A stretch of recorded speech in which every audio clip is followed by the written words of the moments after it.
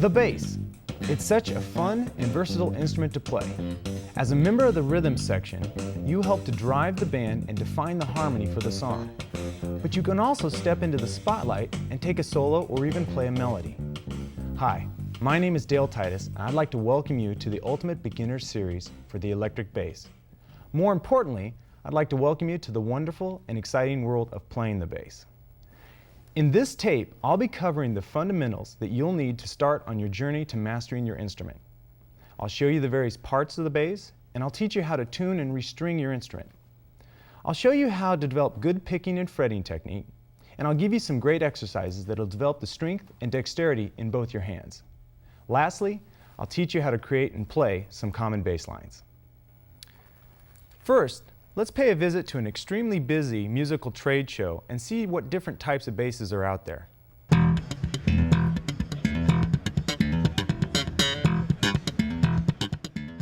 This is a 4-string fretted bass. It's the most commonly played bass today.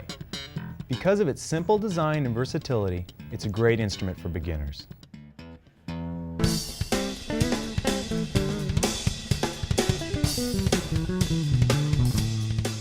This is a fretless bass. Because it has no frets on the fingerboard, it has a really distinctive sound. It's also much harder to play, so I don't recommend it for beginners. If you happen to have a fretless, the information on this video will still be very important for you.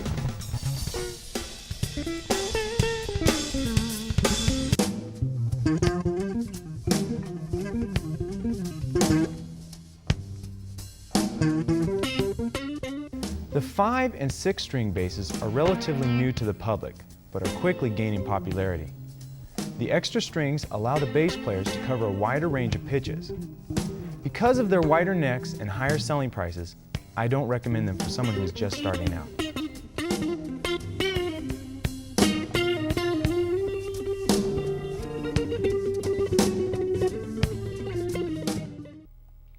For the sake of this video, I'll use the 4-string fretted bass. Now let's take a closer look at a typical 4-string bass so you can learn the names and functions of all the parts. Starting at the top of the bass, this area is called the headstock. It's where the tuning keys are located. These keys are used to tighten and loosen the strings to keep your bass in tune. Between the headstock and the neck is the nut. The nut is used to keep the strings evenly spaced apart. Speaking of the strings, this is a good time to know the names and numbers for each string. This is the 1st string, which is also known as the G string because that is the note that it's tuned to. Next to it, you'll find the 2nd string, which is called the D string. Next, we come to the 3rd string, known as the A string. And lastly, we come to the 4th string, which is called the E string. On the fingerboard, these metal lines are called the frets, and they are also numbered. The fret closest to the headstock is the 1st fret, and the numbers get progressively higher as the frets get closer to the body. There are also markers on the fingerboard and the side of the neck that help you visually keep track of where you are. As we follow the strings down to the body, we see the pickups. The pickups act as microphones that transmit what you play to your amp. Also on the body is the bridge. On the bridge, there are individual saddles that hold each string in place. The bridge and saddles also help to keep the strings equally spaced apart. Below the bridge, you find knobs that will control the tone and volume of your bass. If you can't figure out what your knobs do, go back to the store where you bought your bass and have somebody explain them to you. Lastly, we have the input jack. This is where you plug your cord in. Take some time to quickly memorize the names and functions of each of these parts. It will really help you out in the long run. We've talked a lot about basses, but now let's talk about amplifiers. I'm a professional bassist, and I use this big old rig here, but for many years, I didn't need something this big. When you're first starting out, you just want to look for an amp that's reliable, that has a good-sized speaker, and the most power that you can afford to buy. Power is not for volume, it's for clarity, and it's important to get as much as you can. If you have no idea where to start, go to your bass instructor or just a trusted friend who plays bass. Go down to a music store and play everything they have. Ask questions and make an informed decision. You'll be glad you did.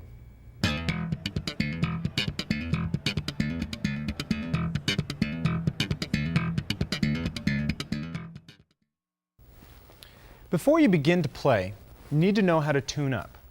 The bass may have been in tune when you bought it, but hard playing, worn out strings, or even the weather can throw it out of tune. Tuning should become a habit every time you pick up your bass, and soon it'll become second nature. Here's how. We're going to start tuning from our lowest string, the E string. Now, when I mean low, it's not like we're used to in the real world, where low is closest to the floor and high is closest to the ceiling. In the music world, we use low and high in reference to pitch. So since the E string is the lowest pitch string, that's what I mean by low. We're going to start by getting a reference tone. That's a tone that you'll match your bass to make sure you're in tune with the records you play to or other members of your band. You can get a reference tone by buying a tuning fork, a pitch pipe. Some of your metronomes will have a reference tone on them. Or if you have a piano around, you can go to the E below middle C, hit it, and match your E string to that to make sure you're in tune.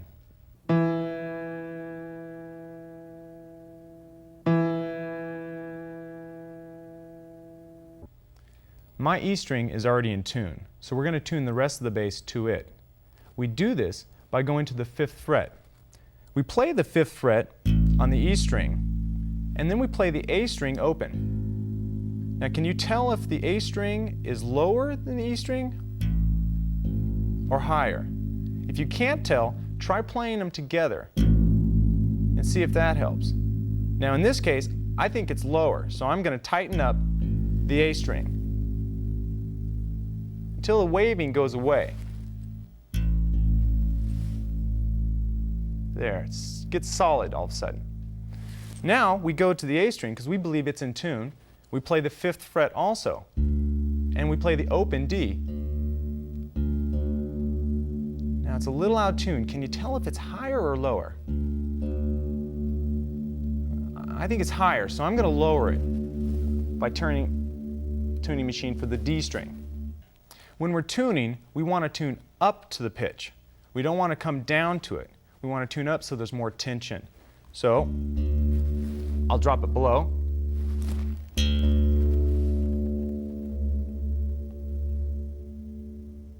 And you should hear it settle in. Now we'll go to the D string, play the 5th fret of the D string, and the G string. Is it higher or lower? It's actually pretty close. And you're going to want to just chime it, both notes together, just to check yourself. After you do this, you should be pretty much in tune. Another way to tune up is to use electronic tuners. Electronic tuners are used by almost everyone in the industry, and it takes all the mystery and guesswork out of it. I really rely on them myself. Most tuners will have either needles or lights that will tell you which string you're tuning and whether it's sharp or flat, and you'll be able to match it perfectly. Let's show you how mine works. Right here, I'll be hitting the G string, but it's showing that it's an F sharp and that it's sharp. So I need to continue to tighten the string till the G string light lights up. As it gets closer, the green light comes on and tells me that I'm in tune. Pretty simple, huh? Well, now that you know how to tune your bass, let's talk about how to change your strings.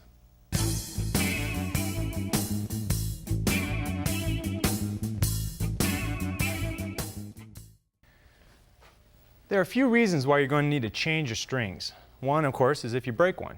But strings will become dull sounding and harder to tune the longer you play on them.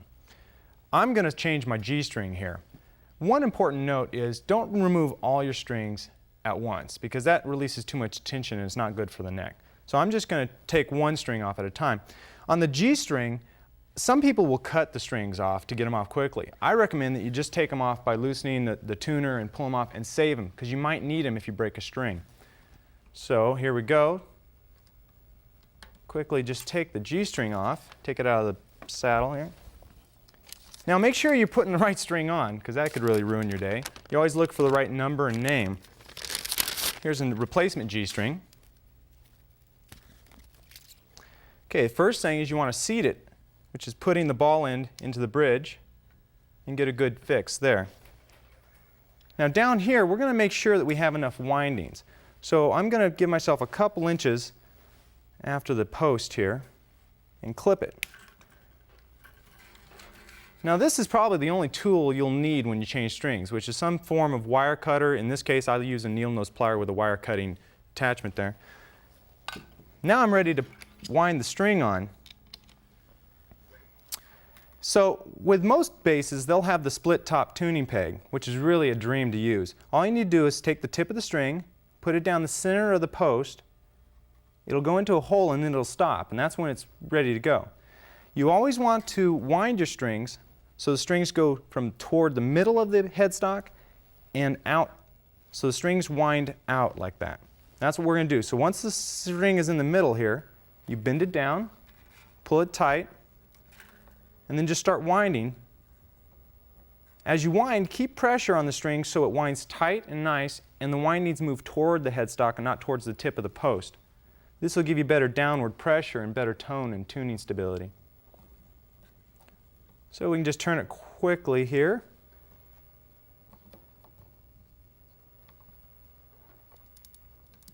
You'll start to tighten up. Just make sure you're on the saddle and that you're in the nut. And once you start feeling like it's pretty good tension, you just need to tune it and you're ready to go. Now remember, when you change strings, they're going to have an adjustment period where you're going to need to stretch them, maybe by grabbing them and snapping them against the fingerboard, retune. Do this until you find that they're staying in tune consistently. Once you get it in tune, you're going to want to keep it clean so the strings will be bright and have a longer life. You can use actual string cleaners you can buy at the store, or you might just want to try some rubbing alcohol and a clean cloth.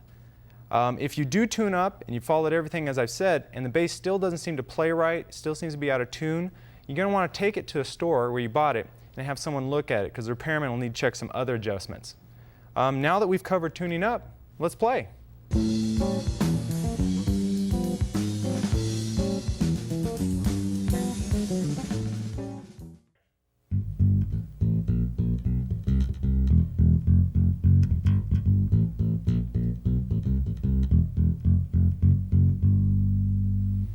Let's talk about picking. There are basically two ways to pick the bass. One is to use an actual pick, and the other is to play with the two fingers of your right hand, your index and middle fingers. If you're going to play with a pick, I recommend a medium or heavy pick. It'll give you the best action off of the strings. Now the pick will give you a sound that's a little brighter and has a little more attack than if you play with your index and middle finger. It'll also allow you to play quicker on single lines like this.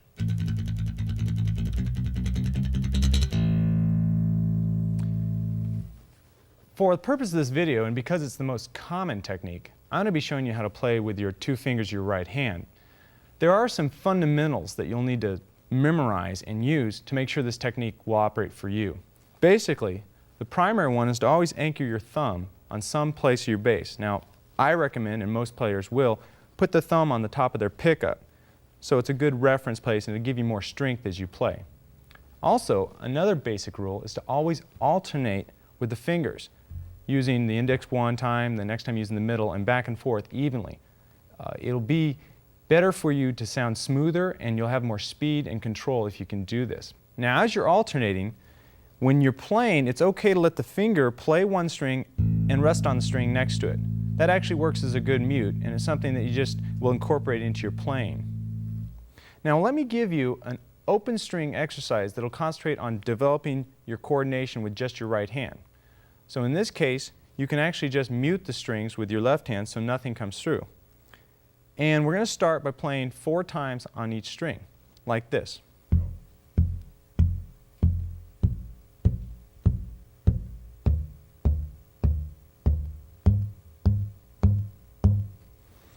So how will you know when you have enough technique to move on to other areas? Well, let me play at a certain tempo. See if you can play with me. If you can, then you probably have enough technique to go on. If you can't, stop tape, work on it, and then come back and see if you can play with me. Here we go.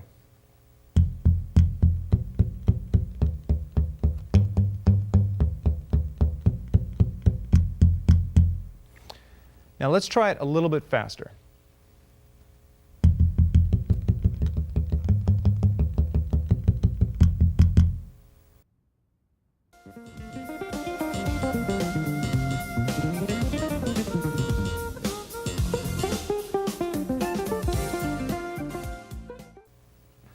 Once you've got a little coordination in your right hand, you're ready to move on to your left hand, developing some basic fretting technique.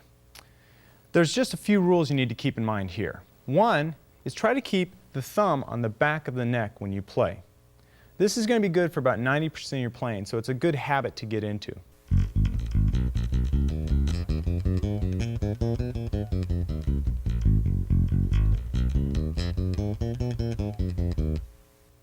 Another point about fretting technique is to play right behind the fret whenever possible.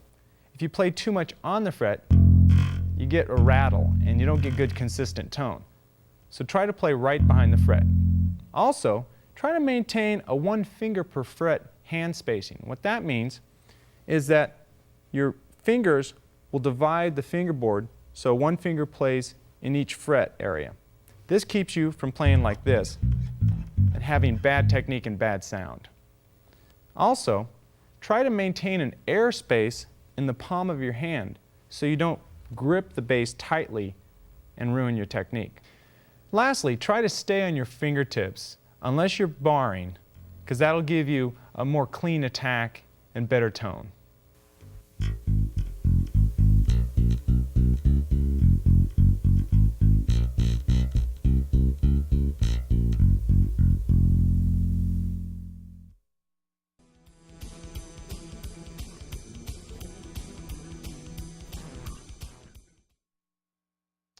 Here's a simple exercise that'll help you to develop good, clean fretting technique. Also, while you're doing this exercise, make sure that your right hand picking technique is alternating consistently. The exercise is really easy to learn. Basically start on your first fret on your E string. You're going to play just one time, then you're going to play the fret right next to it, the fret right next to that, and the fret right next to that. It's okay to leave your fingers down after you've played as long as you're playing on the same string, because that'll make it easier to get a good solid tone and it's cleaner sounding. Next we'll go to the A string, same thing, starting on the first fret. The D string and the G string. When you get to the top of the exercise and you stop just where I did now, move up 1 fret, play the note, and play the same exercise backwards. This way, you'll slowly work your way up the neck and develop good solid technique all over the bass. Let me work up a little bit of tempo here so you can try to keep up with me.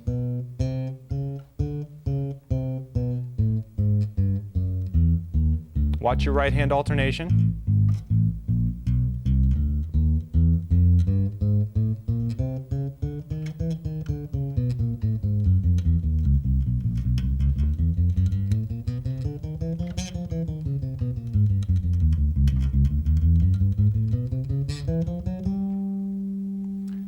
This is a great exercise for you to use to develop your technique up and down the neck of the bass. I recommend that every day that you pick up the bass, spend about 5 minutes going through it so you can develop good, strong, consistent technique. Now that we've begun to learn how to play the bass, let's spend some time and learn the names of the notes that you'll be playing.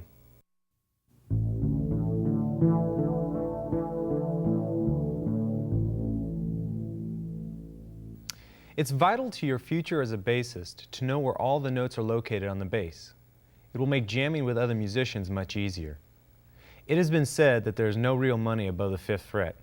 Although that is meant as a joke, a bass player can do a lot of playing within the first 5 frets. It's for that reason that I'm going to concentrate only on those notes in this video. Before you can fully understand how the notes are laid out on the neck, you have to understand the musical alphabet. The musical alphabet is made up of the letters A through G. On the bass, most notes of the alphabet are separated by 1 fret, except for the E and F and B and C notes, which are right next to each other. Let's look at that in more detail. Starting with the open E string, the first fret is F. Remember that there is no space between the E and F notes. From the F note, we skip a fret and then we have G. From G, we skip the 4th fret and that makes the 5th fret A. As you learned in the section about tuning, the 5th fret on the E string is the same as the open note on the A string. From the open A, we skip a fret, which makes the second fret B. C, as I mentioned before, is one fret above B. From there, we skip a fret, which makes the fifth fret D. Moving to the D string, the second fret is E, the third fret is F, and the fifth fret is G. Finally, on the G string, we have A on the second fret, B on the fourth fret, and C on the fifth fret. The notes that we skipped have names that are related to the notes that I just showed you. For instance, the note between F and G is called either F sharp or G flat, depending on the direction you're heading. Since learning the notes on your neck is mostly simple memorization, you can practice it without your bass even being in your hands. Just pull out a piece of paper, draw a neck with the strings and frets on it, and then fill in the notes. If you can remember how the musical alphabet is constructed, then this shouldn't be very hard.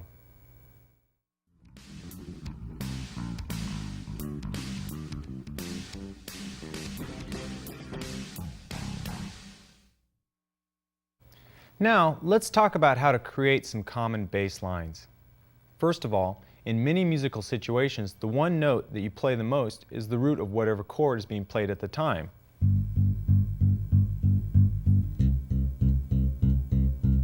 And that's perfectly okay. Occasionally, you'll want to play some other notes to add some color to your bass line. So you can turn to arpeggios to find which notes to use.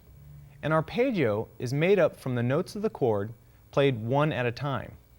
Let's start with the arpeggio from a very common chord type, the major chord.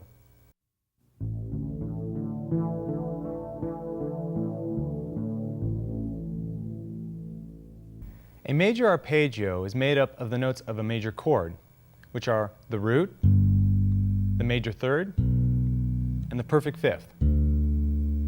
An easy way to play this arpeggio is to always start the root with your middle finger on your fretting hand. That makes the third easily in reach by your index finger, and the pinky can grab the fifth really simply. This is great because now you can move this arpeggio around easily just knowing the root of the chord you're playing against.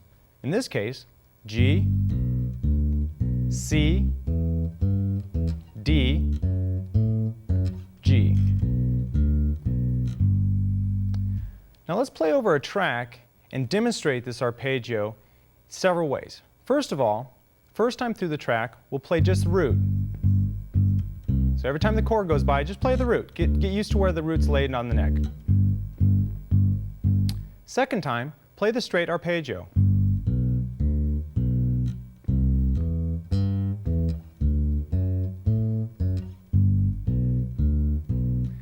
And the last time we go through it, we'll play a little variation that sounds kind of like a blues bass line.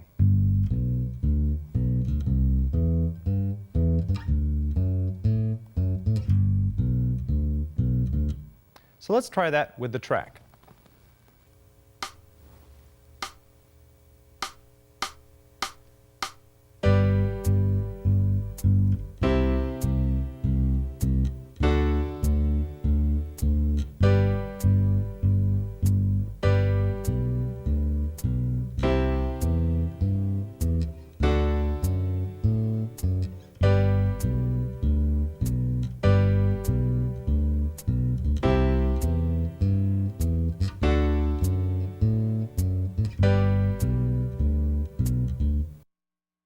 Great.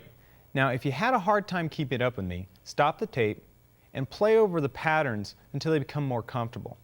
You may want to use a metronome so that you practice in consistent time. Once you feel you've got it together, start the tape and see if you can play along smoothly and comfortably. Now, let's cover a different kind of arpeggio for a different kind of chord, and that's the minor chord.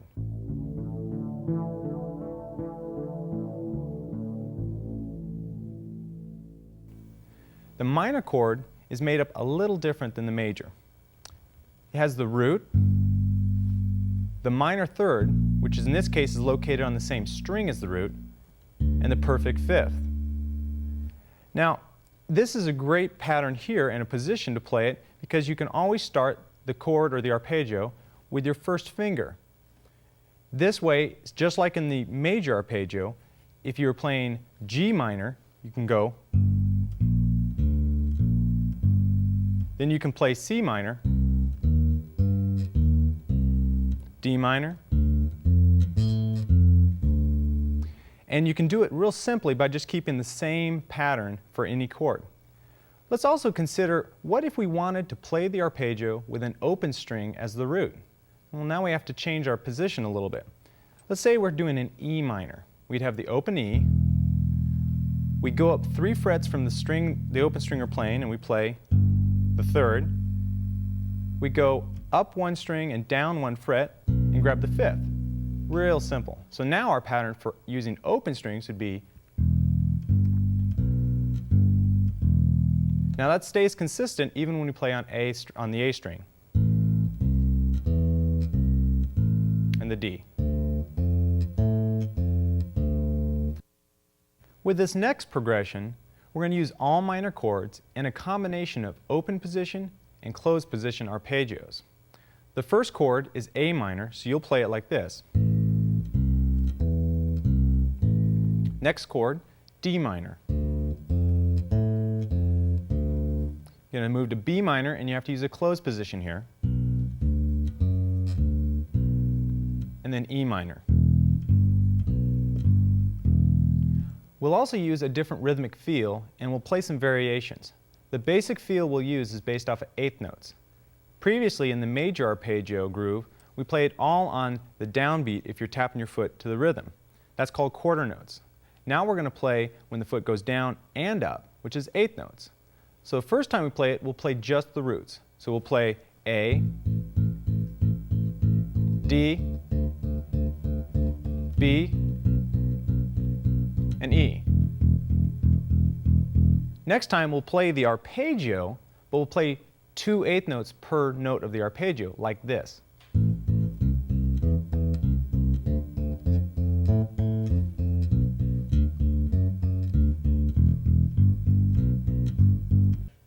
The last time through the progression, we'll play a very popular rock bass line, where we play most of the measure as a root, and we end with 2 notes of the arpeggio, like this.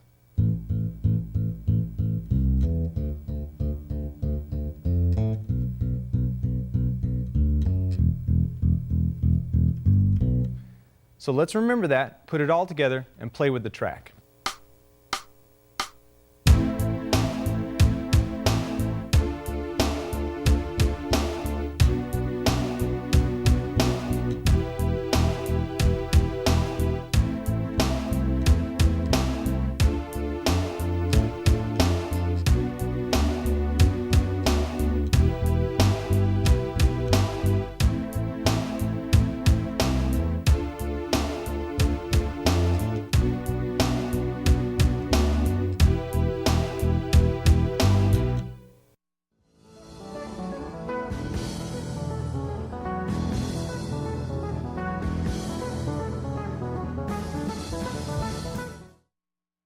Let's take a moment to talk about practicing. After all, it's through practice that you'll get really good. When I played earlier to the progressions, I had a sequencer that played chords and drums for me. But you don't really need that. You can use a metronome, or even better yet, a drum machine. A drum machine will give you the feel of a drummer and is more interesting and fun to play to.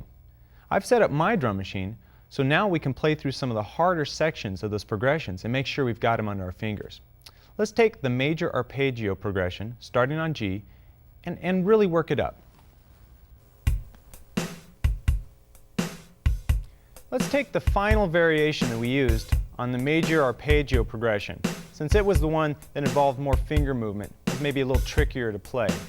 Starting on G, we'll play G for a while. Ready? Here we go. 1, 2, 3, 4.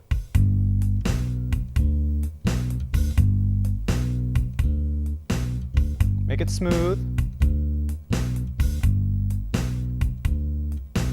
Let's move to C. And now. Simple. Up to D. 3, 4. That was harder. How's it feel? Now let's move back to C. 3.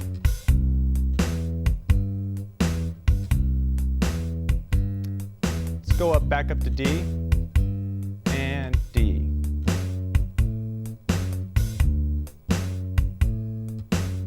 Let's make a move to G now. Let's go to D. Not now. 1, 2, 3, 4. That was tough. Might want to practice that several times on your own. Let's go to G, 3, 4.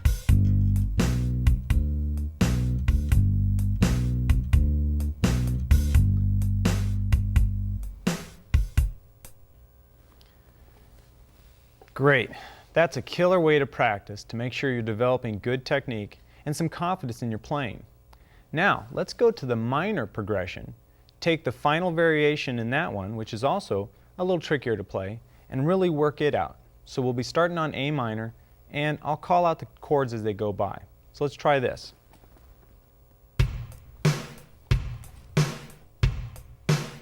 Here we go. 1, 2, 1, 2, 3, 4. Just on A minor.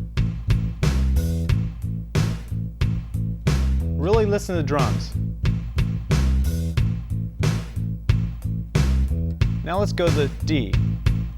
Now. Stay on it. We'll go to B.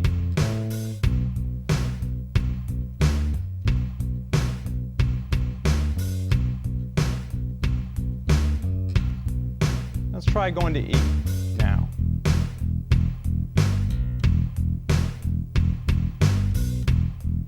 How's it feel? Back to A.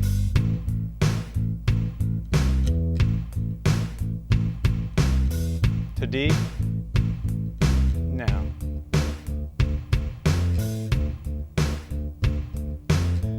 Just feel it good. To B. Now.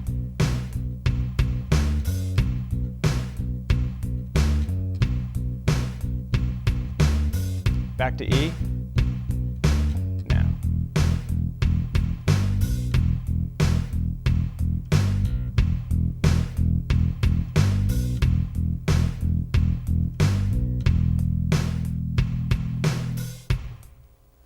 Great.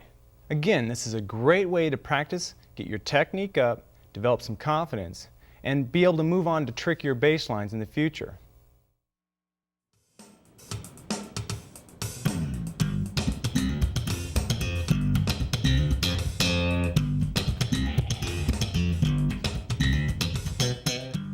Well, that's it. Our time is up for now, but there's a lot of information on this tape for you to practice. So rewind the tape and make sure that you understand all the areas that we covered. Right now, your ears can be great teachers for you. Just take out some of your favorite CDs or tapes and listen to what the bass player is doing.